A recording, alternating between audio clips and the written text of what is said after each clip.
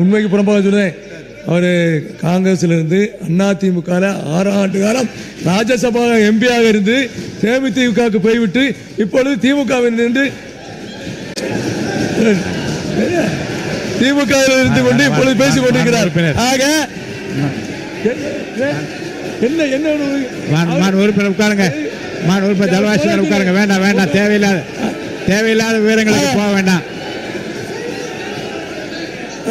தேவையில்லாத விவரங்களுக்கு முடிஞ்சிச்சு, விடுங்க, உட்காருங்க. நீங்க மாண்பு உறுப்பினர் KN நேரு அவர்கள், மாண்பு உறுப்பினர் KN நேரு அவர்கள் உட்காருங்க. மாண்பு பேரவைத் தலைவர் அவர்களே, தேவையற்ற கொஞ்சம் உறுப்பினர் உட்காருங்க. தம்பி உட்காரியா?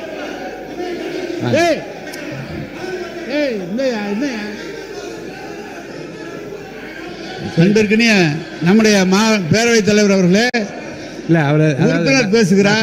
சொல்லிட்டேன். உறுப்பினர் பேசும்போது சம்பந்தப்பட்ட அமைச்சர்களோ அவை முன்னவரோ பேசலாம்.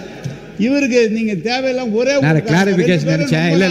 இல்ல நான் வந்து அந்த கிளாரிபிகேஷன் பாயிண்ட் ஆஃப் ஆர்டர் நினைச்சேன். இது கிளாரிபிகேஷன் இல்ல, பாயிண்ட் ஆஃப் ஆர்டர் இல்ல. போதும். தலவாய் சுந்தரத்துக்கும் இதுக்கு என்ன பிரச்சனை? அவரை ஏன் கொடுக்குறீங்க? அப்ப எங்களுக்கு கொடுங்க, நாங்களும் பேசிக்குவோம். மாண்பு உறுப்பினர், அது நானே சொல்லிட்டேனே, நானே அதை பத்தி விளக்கம் சொல்லிட்டேன். தேவையற்றது.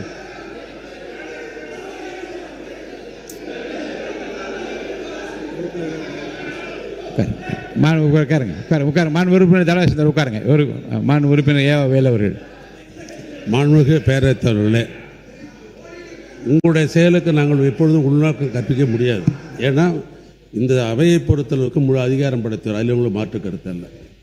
எங்களுடைய உறுப்பினர்கள் பேசுகிற பொழுது தலவாய் சுந்தரம் என்று ஏதாவது ஒரு பெயரை அவர் குறிப்பிட்டிருப்பானால் அவர் வந்து என்ன சொல்றீங்களா அவர் கேட்கறதுக்கு ஒரு வாய்ப்பு இல்லை. நானே கிளாரிபிகேஷன் தான் கேட்கறேன்னு சொல்றேன். அவர் விவரமா பேசக்கூடிய கிளாரிபிகேஷன் கேட்கிறாரு அப்படின்னு தான் நான் அவர் அலோவ் பண்ணேன். நான் அவர் வந்து ஒரு கிளாரிபிகேஷன் கேட்கலாம், ஒன்றும் தப்பு இல்லை. ஆனால் எதுவுமே இல்லாத பொழுது இப்படி சொன்னோம்னா சட்டசபை நடத்த முடியாது. மாண்பு எதிர்க்கட்சி தலைவர் அவர்கள்.